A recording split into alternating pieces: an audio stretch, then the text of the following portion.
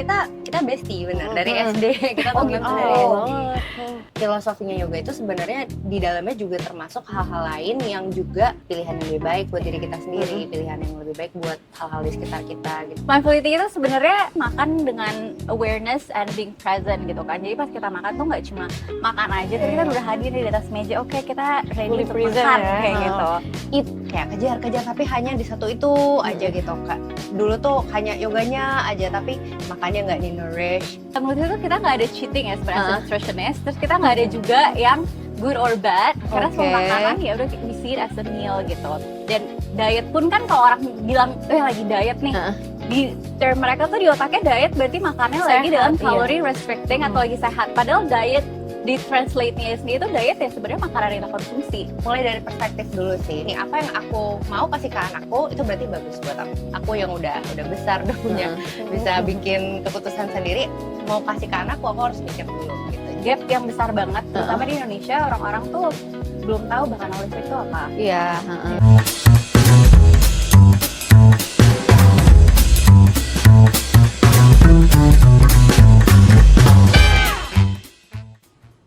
Hai teman-teman bicara, senang banget kita bisa balik lagi di episode kali ini. Nah, topik hari ini itu cukup relevan sebenarnya dengan kehidupan kita sehari-hari ya Mbak ya. Iya. Jadi hari ini kita akan membahas tentang sebenarnya nggak cuma tentang mindfulness, tapi banyak juga. Luas Makanya, nih, ya, ha. luas nih wawasannya nanti yang bisa kita dapat nih. Jadi hari ini kita kedatangan siapa Son? Kita kedatangan Kak Alisa dan Kak Isabella. Halo. Kak. Terima kasih sudah datang. Thank you udah datang. Thank you for having us. Nah, di sini Kak Alisa ini tuh sebagai yoga teacher dan juga Kak Isabel itu sebagai entrepreneur dan juga nutritionist ya. Boleh ceritain nggak sih Alisa dan Bella ini backgroundnya kalian tuh apa sih dari masing-masing ini sampai Aku lihat kalian tuh, ketemu di titik ini gitu? Aku lihatnya bestie ya. Oh, sahabatan Tadi udah ya? di spill sih Iya. gitu. Kita bestie bener dari SD kita Oh temen gitu. tuh dari SD. Banget. Tapi terus kita setelah SD kita nggak pernah satu sekolah lagi ya Bel ya. We went on our journey secara profesional, tapi kita tetap dalam satu circle yang sama gitu. Sering nongkrong gitu di luar. Selalu. Kita di dalam satu grup kecil yang sama gitu, jadi selalu ngobrol juga. Terus aku gedenya grow up menyukai yoga, menyukai wellness, menyukai, tapi memang lebih banyak dari sisi mungkin body work ya, gitu. Sementara kalau Bella dari nutrition. Ya, kalau aku sendiri ya kita emang dari SD selalu main bareng, tapi setelah itu sekolahnya beda. But always in the same circle kan. Terus kalau aku sendiri, sebenarnya background aku agak pindah ya. Jadi undergrad aku tuh finance sebelum aku nutrition. Jauh banget. Ya. Terus aku sempat kerja juga di finance, tapi emang sebenarnya aku dari dulu tuh udah kind of like my passion, selalu belajar tentang nutrisi gitu kayak. Selalu tertarik lah, dan aku sebenarnya juga selalu olahraga, maksudnya kayak that has been part of my lifestyle gitu. Terus di situ pas COVID kayak aku mau seriusin, terus aku mau kayak mencoba sharing this knowledge that I have, tapi in a professional way kan kayak nggak mungkin aku sharing knowledge about nutrition tapi nggak registered to do that gitu kan. Ini kan tentang kesehatan orang gitu, agak berbeda juga kayak gitu. Terus akhirnya aku jadi nutritionist. Itu tapi tentang nutrisi gitu dia ada sertifikasinya nggak sih Kak? Kayak certified nutritionist. Nah, jadi certified dan registered tuh beda. Kalau certified itu tuh sebenarnya lebih gampang dapetinnya, nggak perlu kuliah. Jadi itu sebenarnya kamu certified untuk yang kamu pelajari untuk diri sendiri, edukasinya. Tapi kalau registered itu tuh harus kuliah, harus S1, S2, bahkan mungkin doctorate afterwards kayak gitu. Nah itu, kalau kamu registered, kamu berarti boleh ngasih konsultasi ke orang. Oh iya. Nah saat ini kakak berarti Registered, karena aku kuliah. keren banget sih. Iya. Nah, Kak Alisa, aku mau nanya tentang yoga. Sebenarnya banyak sih yang pengen aku tahu ya. Aku lihat kan sekarang kalau lagi happening itu kan latihan fisik tuh physical activity-nya tuh kan banyak, ada pilates dan lain-lain. Kalau yoga sendiri itu gimana caranya yoga tuh bekerja untuk kita gain mindful? Oke, kalau yoga tuh sebenarnya mungkin kalau yang familiar di banyak orang tuh asananya ya. Iya, yang aku nggak tahu sih ya, asana? Nah, jenis-jenisnya kan ya. betul. Jadi kalau di filosofi yoga tuh sebenarnya ada 8 limbs-nya gitu. Nah, asana itu sebenarnya salah satunya. Jadi sebenarnya kalau orang ngomongin yoga on the mat itu a small portion of like the whole philosophy gitu sebenarnya. Nah, filosofinya yoga itu sebenarnya di dalamnya juga termasuk hal-hal lain yang juga it's a lifestyle gitu loh. Jadi membantu kita untuk misalkan kita punya pilihan yang lebih baik buat diri kita sendiri, pilihan yang lebih baik buat hal-hal di sekitar kita gitu. Jadi di filosofi yoga tuh diajarin misalkan kita nggak boleh stealing, kita nggak boleh merusak gitu kan. Itu kan ke kita dan ke orang lain. Dan itu something yang kalau kita kerjain, kita practice in life, jadinya kita bisa hidup lebih mindful lagi gitu. Misalkan kita jangan pakai bahan yang merusak diri kita, obviously pasti byproductnya juga. Basically jadi disiplin ya. Betul. Nah kalau misalnya kita kan newbie ya, atau kita orang luar yang nggak tahu tentang sistem yoga bekerja ini. Ya aku tahu bisa stretching, yoga itu cuma stretching. Iya gitu. banyak yang masuk yoga. Sorry ya kan, tapi aku which is good. I mean any entrance is good. Kalau pernafasannya gimana sih? Soalnya kalau misalnya aku ke psikolog segala macem, kalau misalnya ada problem segala macem, mereka encourage aku buat pelatihan nafas. Nah, which is ini relate ya sama yoga. Gimana sih Kak? Pernafasan itu nomor 4 kalau di yoga, pranayama, jadi breathwork kan. Nah, kalau pernafasan itu it's science kan sebenarnya. Kayak kita ngomongin tentang nafas itu langsung berhubungan sama nervous system kita gitu. Jadi kalau kita tarik nafas itu activate simpatetik, kalau kita exhale itu activate parasimpatetik. Tapi kita bisa mainin lagi dari situ, kayak misalkan cara nafas yang seperti ini itu membuat kita jadi lebih ready. Cara nafas yang seperti ini itu membuat kita lebih relax. Jadi kan mungkin di sosial media suka ada ya kayak di micro mindfulness juga kita sering sharing ya. Breathwork untuk relax, untuk after work gitu misalkan. Nah itu tuh cara nafasnya beda dengan kalau misalkan breathwork untuk get ready to sprint gitu misalnya. Gitu. Jadi beda-beda ya. Beda-beda. Which is something yang mungkin sering overlook ya, karena kan kita nafas tiap hari automatic juga kita nggak mikirin. Terus jadi banyak yang take it for granted. I feel like kayak kita nafas tapi nggak di olah gitu. Kalau kan ada olahraga, nafas juga bener penting. lagi. Jadi nggak cuma sembarang. Jadi tahu gitu ada beberapa caranya. Betul. Dengan tujuan tertentu ya. Kalau yoga sendiri ada cabangnya nggak sih Kak sebenarnya? Mungkin lebih ke jenis kan ya. Jenis banyak sih. Mungkin teman-teman udah sering dengar Ashtanga, sekarang juga lagi on the rise ya mungkin di sini. Vinyasa, kalau aku ngajarnya Vinyasa. Sebenarnya sih itu style aja sih, kayak depending on what you like as a person. Kan nggak perlu semuanya harus suka Ashtanga, nggak perlu. In fact nggak perlu semuanya harus suka yoga gitu ya. Kalau di micro mindfulness kita encourage orang untuk move, makanya di micro mindfulness kita bilangnya movement gitu. Kalau emang sukanya lari ya udah lari. Kalau sekarang nih minatnya paling banyak tuh yoga apa Kak? Misalkan Kakak kan ada ini ya, studio yoga ya? Aku nggak punya studio yoga sih, bukan studio yoga, micro mindfulness sekarang open class di rumah misalnya atau mostly yang itu yang minatnya itu apa?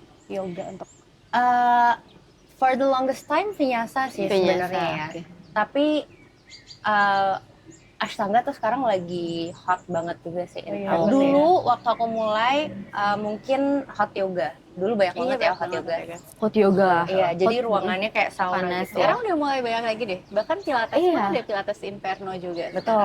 Kalau Inferno tuh kayak mat aja gitu ya? Iya, jadi mat Pilates with weight juga, tapi ruangannya panas. Wah itu aku dying sih. Tapi aku dengar Kakak tuh yoga juga ya? Aku practitioner aja, tapi bukan teacher gitu. Gitu. Sebenarnya kalau misalnya mat Pilates gitu dengan hot yoga gitu berarti lebih burning fat gitu ya? Sebenarnya sih kayak condition room-nya itu udah dibuat panas kan. Jadi kayak kita lebih karena panas dingin itu juga stimulus ya, dan itu mempengaruhi cara kerja badan kita juga gitu. Lebih burning atau enggak depending on the way you move, makanya fokusnya di movement gitu. Karena kita diem aja di dalam sauna, it's not necessarily burn as much as kalau exercise kan ya. Dan sebenarnya yang bikin keringatan kan yang keluar tuh water loss-nya ya, bukan fatnya gitu.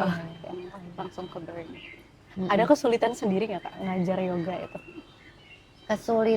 Kesulitan kayak misalkan ada yang baru ikut yoga, terus dia tuh newbie. Nah, mungkin itu sih, bukan kesulitan sih, lebih ke challenge ya mungkin. Karena sekarang yoga is on the rise, I feel like udah mulai mainstream, which is really good. Karena orang jadi banyak yang coba. Cuman, just like everything else, mungkin seeking out professionals itu better dan kita nebak-nebak sendiri gitu kan. Semua teacher juga we went to school for a reason. Jadi mungkin challenge-nya itu sih, lebih ke how we as a teacher educate the people untuk be mindful of how they do it. Kalau misalnya kemarin aku lihat di Instagramnya Alisa kayak ada yang menarik cara petik yoga. Nah, itu tuh banyak yang belum tahu nih. Even aku aja belum tahu gitu. Ini sebenarnya fungsinya apa sih? Bedanya apa gitu? Apakah itu bisa healing kita dari sesuatu yang kita nggak suka atau bagaimana sih Kak? Sebenarnya therapeutic yoga itu dari pendalaman aku dalam aku belajar yoga juga sebenarnya. Dan setelah aku punya micro mindfulness juga, kita tuh di micro mindfulness nggak mau cuman kayak oke, kita ada kelas yoga, oke, kita ada kelas nutrisi gitu. Tapi kita benar-benar mau targeted, benar-benar mau bantu masyarakat untuk have a sustainable mindful lifestyle gitu. Jadi kita lebih target ke orang-orang yang oke, dia punya goal, let's say injured nih atau post operation nih gitu. Nah, kenapa kita namanya therapeutic yoga? In hope orang-orang yang memang seeking for that help bisa menemukan kita gitu. Mungkin sesimpel kalau di Pilates tuh ada back pain, exercise for back pain, Pilates back pain. Sejenis Dan itu ya. Oh skoliosis gitu. Oh berarti skoliosis itu termasuk kalau misalkan mau Bisa. yoga? Oh bisa. Dan itu approach-nya beda sama kalau misalkan orang yang nggak punya skoliosis Iya, ya, iya. dari Anatominya juga anatominya beda. beda gitu. Makanya prefer private ya kalau kayak gitu ya. Oke. Kalau Kak Isabella kesibukannya apa nih sekarang nih? Sibukannya micro-mindfulness aja udah full time. Aku lihat Kakak aktif workshop ya? Iya, aku juga Tentang sering ngasih seminar, sering ngasih mindful, workshop juga mindful. dengan mindfulness atau di luar micro-mindfulness juga. Sebenarnya workshopnya sih selalu tematik sih sebenarnya, tergantung juga nih, kayak waktu itu kita pernah workshopnya lebih ke GERD seperti itu. Terus pernah juga mindful eating. Itu aku penasaran Iya. Apa Kalau sih mindful itu? eating seru banget sih, karena workshopnya benar-benar setelah aku pemaparan materi gitu, kita lakuin bareng meal bersama. prep gitu ya? Dia meal prep, jadi mindful eating kan proses makannya ya, dan dari proses pengambilan makanannya juga. Jadi kita makan kayak buffet gitu, jadi mereka ambil langsung makanannya, practice ya. terus kita langsung makan mindful bersama-sama. Seperti itu. Sebenarnya apa sih Kak mindful eating itu? Mindful eating itu sebenarnya simple banget sih. Mindful itu berarti makan dengan awareness and being present gitu kan. Jadi pas kita makan tuh nggak cuma makan aja, tapi kita udah hadir di atas meja. Oke, kita ready Fully untuk present makan ya. kayak gitu. Itu tuh sama nggak misalnya aku ngitungin kalori segala macam? beda Berbeda ya? banget. Oh Bahkan beda ya? ngitung kalori itu nggak mindful berarti. Oh gitu. Iya, Maksudnya makan sambil ngitung kalori gitu? Iya, kalau misalnya orang mau Mbak diet gitu ya? gitu, iya. itu bahkan sebenarnya kurang mindful ya, karena salah satu mindful tuh berarti non judgmental juga. Terus using all of your senses, jadi pas makan tuh benar-benar dicium aromanya, dinikmatin rasanya, di presentasinya bahkan dilihat dulu nih. Biasanya kan kalau makanan yang cantik gitu mungkin lebih senang gitu. Iya benar-benar sih. Terus udah gitu suaranya pas dikunyah mungkin ada yang crunchy atau sizzling kayak gitu. Temperaturnya juga dari makanan tersebut. Terus setelah itu pun kita benar-benar tune in sama diri sendiri nih, kayak dirasain kita tuh sebenarnya pas lagi makan udah kenyang atau belum, atau sebelum makan kita sebenarnya lapar atau cuma emotional eating aja makanya kita mau makan. Iya sih, benar Itu. Iya sih, kayak aku sendiri kalau makan pasti main handphone. Nah Terus itu nanti ya. tiba-tiba udah begah gitu, udah full banget rasanya. Padahal Kebiasaan ternyata semua nggak orang lapar itu kan, banget. bener Iya. sekarang. Iya, soalnya salah satunya kan non distraction ya. Mungkin kalau emang nggak bisa 3 kali makan non distraction, at least one of it gitu. Cuma yang paling penting tuh being present sih yang being fully utama present. and aware gitu. Nah terus biasanya tuh kenapa kalau misalnya sambil nonton tiba-tiba langsung begah, soalnya tuh badan kita tuh butuh proses untuk ngirim signal ke otak kalau kita udah kenyang saat makan. Jadi salah satu part of mindful eating juga pause in between meal gitu. Jadi kayak lagi tengah-tengah makan, pause dulu, dirasain dulu kayak sebenarnya udah kenyang atau masih mau makan lagi ya, seperti itu. Karena kita main HP jadi nggak Iya. kayak gitu ya, Nggak nggak fokus gitu. Iya, distracted. Oke. Kak, penasaran nih Kak, kalau misalnya Kak Bella kan, kalau misalnya nutritionist gini kan harusnya, bukan harusnya ya, mungkin kakak makanannya di pikiran kita sehat, atau sayur, atau buah sehari-hari gitu. Kakak tuh cheating nggak sih Kak setiap minggu atau gimana pola makan kakak? Nah, aku tuh nggak, di dalam nutrisi itu kita nggak ada cheating ya sebenarnya nutritionist, terus kita nggak ada juga yang good or bad, karena Oke. semua makanan ya udah we see it as a meal gitu. Dan diet pun kan kalau orang bilang lagi diet nih, di term mereka tuh di otaknya diet berarti makannya lagi Sehat, dalam iya. calorie restricting atau lagi sehat. Padahal diet in like apa di translate-nya sendiri itu diet ya sebenarnya makanan yang kita konsumsi. Jadi nggak kayak makanan sehatnya itu disebut diet kayak gitu. Jadi aku tuh nggak ada cheat day. Kalau aku mau makan, abis ini aku mau makan coklat gitu ya aku makan. Abis ini aku makan kue, Tapi aku makan. tolak ukurnya apa Seperti Kak itu. Bella berarti? Nah kalau aku lebih ke 80-20 sih. Jadi kayak of course I'm trying to eat food with like high nutrients as much as possible, kayak 80%. Terus 20%-nya I eat whatever that makes me happy. Karena kan sebenarnya yang kita makan tuh nggak cuma ngasih energi aja ya fokusnya, nggak cuma ngasih kalori. Tapi at the same time, it feeds our emotional and our mental well-being juga kan. Jadi kalau misalnya kalian makan sehat terus tapi bikin stres, Iya, nggak sehat betul, nggak juga. sehat juga. Berarti sebenarnya dapat diartikan kalau nutrisinya tuh tercukupi itu ngaruh juga ke mood kita, Ngaruh mental banget. health dan lain-lain ya. Apalagi kan orang tuh biasanya sekarang fokusnya tuh lagi bener-bener high protein diet Iya, ya. betul. Padahal nutrien selain makro, mikronya, vitamin Iya. dan mineralsnya itu penting banget juga. Dan vitamin dan mineral itu sebenarnya berpengaruh banget ke mood, ke anxiety juga, ke emotional resilience juga. Dan itu yang orang kan biasanya tuh mereka nggak pikirin. Boleh dong Kak, Iya coba sih. contohin, maksudnya salah kaprahnya orang ini di dalam satu plate gitu, yang terlalu banyak proteinnya atau apa segala macam yang Kakak maksud ini. Biasanya mereka mungkin fokus dalam plate-nya tuh proteinnya aja, jadi dagingnya aja. Oh, Tapi yang lain Tapi nutriensnya kayak sayur-sayurannya, buah-buahannya itu tidak terpenuhi. Nggak ada. Sedangkan dalam sehari tuh minimum kita dapat 5 jenis sayur dan buah-buahan yang berbeda. Karena setiap sayur dan buah-buahan kan nutriensnya tuh beda-beda ya. Jadi semestinya itu kita semakin banyak variety yang kita makan, semakin baik juga untuk tubuh seperti itu. Sedangkan orang tuh fokusnya kayak oh ya kurang protein nih, terus susu protein, snacknya yang high protein kayak gitu. Sekarang ini iya banyak banget. benar-benar banget sih. Iya, Apalagi iya. Dan yang orang shortcutnya jadi betul. highly processed. Highly processed food, Processed sebenarnya food. kayak protein powder kan udah proses ya, kayak lebih baik yang real foodnya kayak gitu. Terus kayak dengan sosial media juga banyak banget orang tuh dapat insight-insight yang sebenarnya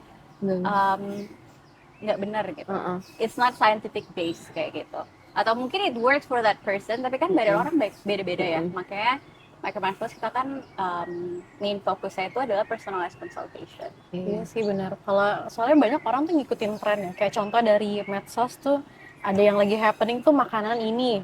Padahal belum tentu nutrisinya terpenuhi, tapi dia ngikutin tren. Sebenarnya aku akhir-akhir ini agak ngerasa burn out karena di media sosial tuh banyak banget larangan. Kalau makan ini nanti ini, makan ini Ya, ini. makan ini Jadi nanti kayak kanker. kita nggak boleh makan apa-apa. Bener banget. Gitu. Bahkan cara masaknya atau tools untuk Iya, bener. masaknya, ya.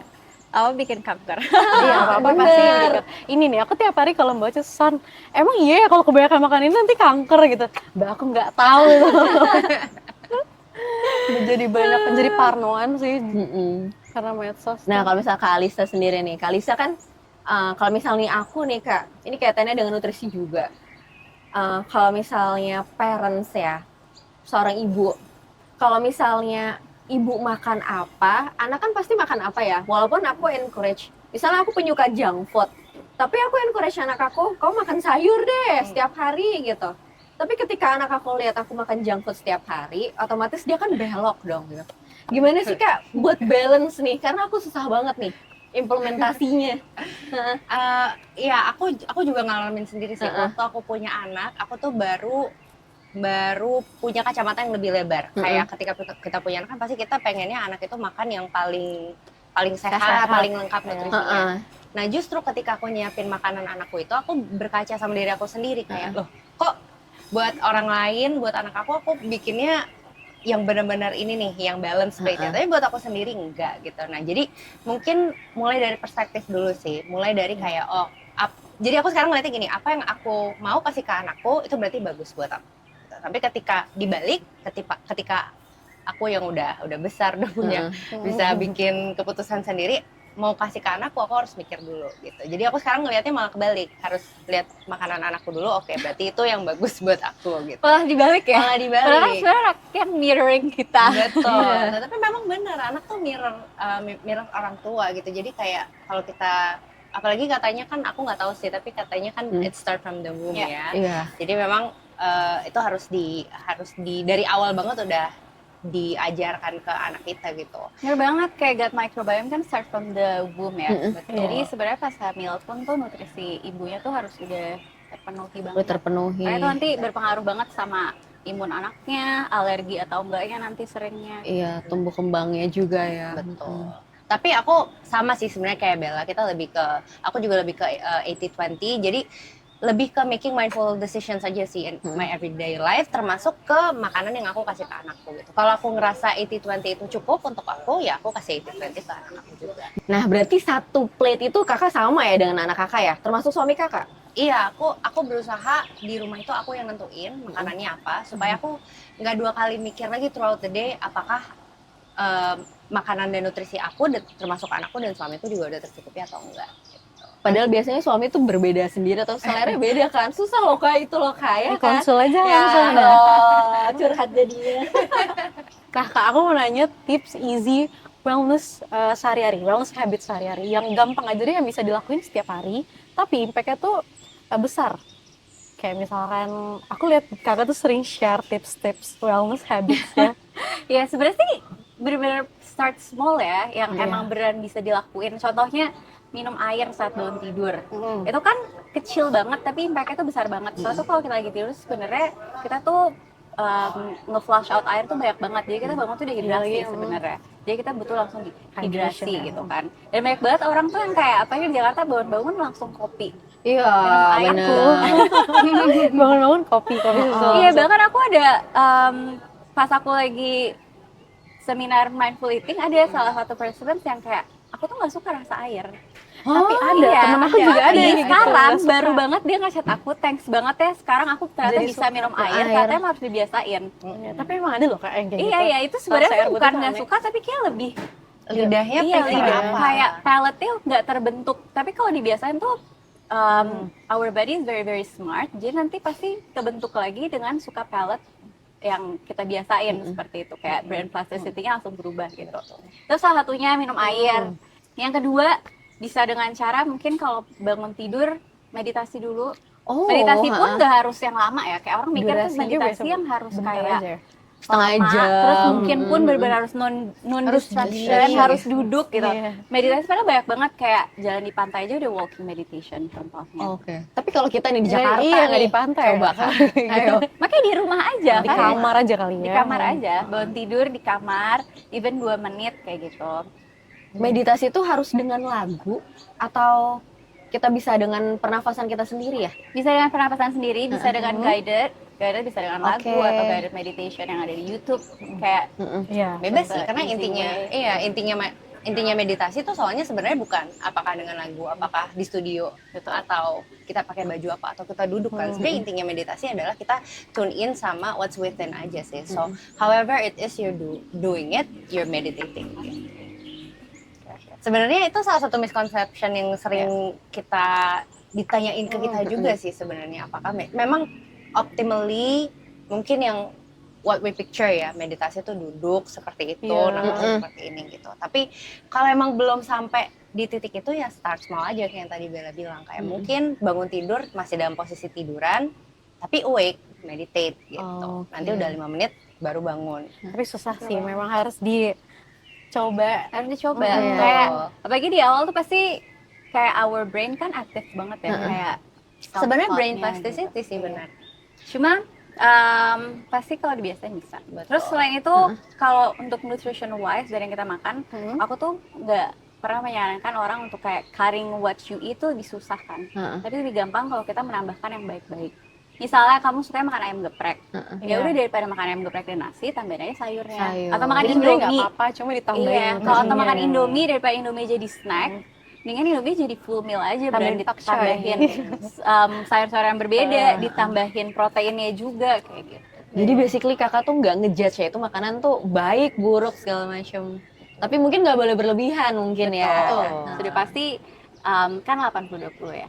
Kalau Indomie ditambahin pakcoy, Nah, loh. Nah, nanti aku bilang kan nanti kayak kelamaan lebih Jadi- suka pakcoynya daripada Indomie. betul. emang Oh iya gitu. ya?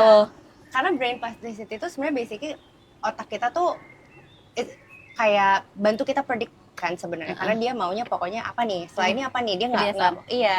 Jadi Iya. kalau kita biasain sama sesuatu yang kita couch potato atau kita sukanya yang micin-micin terus gitu, nah itu bukan micin-micin ya, maksudnya yang nggak sehat terus, itu nanti dia akan brainnya oke, maunya kayak gini, ya udah kedepannya kayak gini gitu. Tapi kalau dibiasain tambah pakcoy, nanti lama-lama pakcoy bagus nih, ayo lagi Iya. gitu. Oh, that's why misalnya kita kebiasa udah cuti lama nggak makan micin, terus sekali makan micin tuh kita langsung sakit tenggorokan tuh. Nah, itu karena brainnya tuh kayak lah apaan nih gitu. Oh. Itu brain plasticity ini. Baru tahu loh kita loh ini. Iya. Kan nutrisi tuh sebenarnya ngaruh nggak sih? Kayak sekarang tuh kan ada bahasanya tuh brain fog ya. Yang kayak orang tuh lagi ngobrol tiba-tiba ngeblank. Ya aku juga sering sih, kita juga mungkin sering ya. Itu tuh ngaruh juga kan? Ngaruh Jadi banget, nutrisi. apalagi kan certain nutrients kayak misalnya B vitamin, omega 3, magnesium itu kan berpengaruh banget sama otak kita juga gitu kan. Jadi kalau misalnya orang-orang yang kekurangan nutrisi atau Iya. kekurangan mineral dan vitamin itu bisa berpengaruh banget juga sama sistem otak Sistem kalian. otak.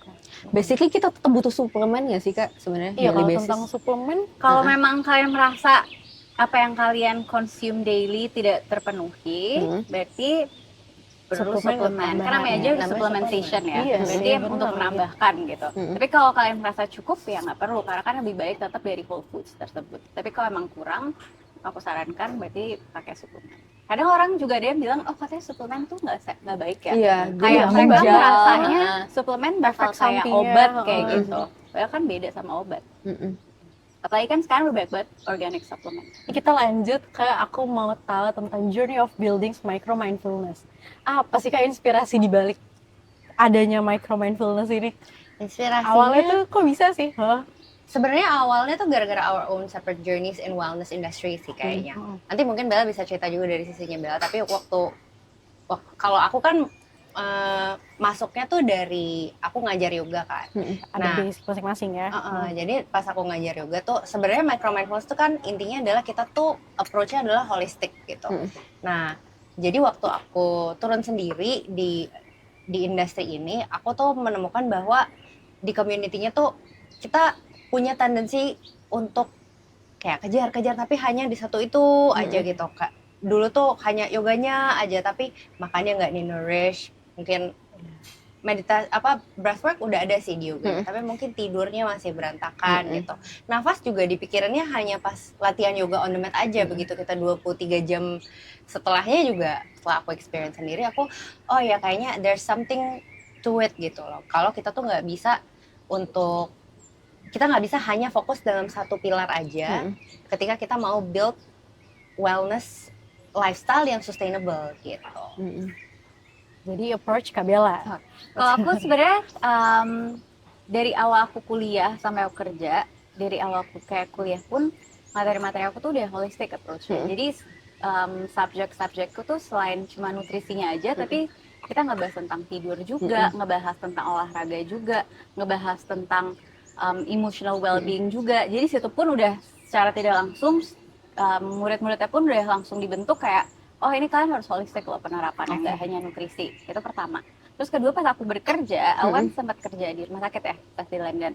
Nah itu pun kita holistic approach-nya. Jadi pasien pertama datang ke dokter dulu, dokter-dokter ini akan referin pasien-pasien ini tergantung nih kebutuhannya apa. Ke nutritionist, dietitian, health coaches, psychologist, bahkan social services juga. Dan aku pun sama, kayak misalnya aku ada pasien yang datang, kalau misalnya aku ngerasa oke, pasien ini tuh butuh olahraga gitu, nanti aku bakal refer dia ke health center kayak gitu. Terus dia butuh, kayak dia agak stres atau gimana gitu kan penyakitnya, berarti akan aku refer dia ke psychologist kayak gitu. Jadi dari awal aku menjadi nutritionist, approach aku tuh udah dibentuknya tuh secara holistik. Terus setelah itu aku kayaknya aku mau deh bikin sesuatu sendiri, because I know I'm not gonna work with other people like for the rest of my life. Karena kan buat perform itu something di luar dan ini ya backgroundnya ya Kak. Kalau misalnya untuk orang lain kan ya Wow gitu. Heeh. Tapi mungkin karena aku ada background finance-nya juga, Oke, heeh. kayak terus sempat kerja di finance, in a Iya. startup, jadi kayak bisnisnya pun udah ada gitu kan. Jadi abis itu kita lagi teleponan sebenarnya, lagi catch up, terus Alisa bilang dia pengen bikin holistic platform, tadi dia bener-bener dia aja gitu. Terus dia oke. kayak, kamu beneran register nutritionist tapi kita berdua aja, kayak gitu. Jadi dari situ Jadi idenya. akhirnya kita bikin berdua. Terus ternyata kita lihat ada gap yang besar banget, terutama di Indonesia orang-orang tuh belum tahu bahkan holistic itu apa. Iya, Kayak gitu. Terus jadi kita membuka platform biar wellness and holistic wellness tuh nggak eksklusif gitu, bisa tercapai dengan di berbagai golongan masyarakat kayak gitu. Nah, Kak, aku micro mindfulness tuh aku dengar bakal ada acara ya, wellness festival ya. Betul. Itu acara apa sih, Kak? Cerita dong. Acara ini tahu gitu. Jadi wellness festival itu nanti kita bakal, ini akan jadi holistic wellness festival pertamanya Micro Mindfulness. Dan tahun ini kita campaign yang pengen kita naikin adalah pentingnya support sistem kita yang paling dekat. Makanya kenapa tahun ini Wellness Festival itu fokusnya di holistic family wellness festival gitu. Karena menurut kita tanpa orang, apalagi orang yang di rumah tinggal sama kita itu support, kan kadang suka ada itu yang makannya sehat banget, itu kan bentuk-bentuk yang nggak support kan. Iya, sebenarnya. benar. Jadi kita pengen banget menggaungkan pentingnya itu supaya ripple effects itu juga lebih gampang dan mudah terjadinya gitu loh. Nah, Karena menarik banget family, Kak. Biasanya kan kita nggak pernah dengar nih ada konsep yang seperti ini ya kan. nanti terjadinya juga bakal di tempat yang mendukung banget, di Habitat Oke. Park SCBD. Habitat Park SCBD. Iya, jadi wellness festival ini bukan hanya untuk orang tuanya aja, bukan cuma buat mamanya aja, tapi untuk papanya juga, boleh bawa anak-anaknya juga. Karena nanti kegiatannya tuh di sana kita Ada udah apa aja sih, siapin kegiatan wellness untuk semuanya gitu. Bakal ada apa aja, Bel? Banyak banget sih, seperti biasa Micro Mindfulness kan main pillar kita tuh movement, nutrition, sama mental well-being ya. Jadi setiap kita ada event apapun pasti ada ketiga ini. Nah, kalau di Wellness Festival ini bener-bener dari movementnya aja tuh kita udah cross training, karena kita percaya ya flexibility, endurance, mobility, strength itu semuanya harus ada gitu dalam kalau orang lagi olahraga gitu. Iya. Dan ini bener-bener menyokong banget ke nanti kehidupan kalian untuk belajar diri juga, terus kayak pas kalian masa tua seperti itu kan. Jadi kita ada low intensity training strength-nya, ada cardio dance, terus ada yoganya pun ada dua, yang satu untuk adults-nya, nanti Alisa yang lead itu couple yoga, sama yang satu kids yoga. Oh, Jadi menarik yoganya banget. kayak parent and niece seperti itu. Terus ada nutrition workshop-nya juga. Ada talk show-nya pun akan di-lead dengan dokter dan psikologis juga, ngomongin parenting, terus ngomongin nutrition. Terus nanti akan ada meet and greet kayak untuk anak-anak. Wih, seru. Terus Anak-anaknya pun bisa belajar nutrisi juga ya. Nah, ada kelas nutrisi untuk anak-anak juga. Mm-mm. Terus akan ada sound healing, meditation, terus ada entertainment. Ini seru banget ya, banyak banget acara. Tuh guys, kalian harus banget join. Nah, karena ini bakal seru banget karena tempatnya juga mendukung banget ya kayak. Untuk ya, buat teman-teman yang ingin belajar lebih lanjut mengenai mindfulness bisa datang tuh ke acara Wellness Festival tanggal 9 Agustus ya, Kak? 9 Di Agustus. Habitat Park SCBD. Oke, thank you for coming, guys, Isabel, Lisa. Bagus banget ini hari ini. Bahkan kita tuh kurang tahu sebenarnya. Dan teman-teman mungkin udah kurang tahu juga. Terima kasih teman-teman bicara sudah menonton. Jangan lupa like, comment, dan share dan juga subscribe. Dadah. Dadah.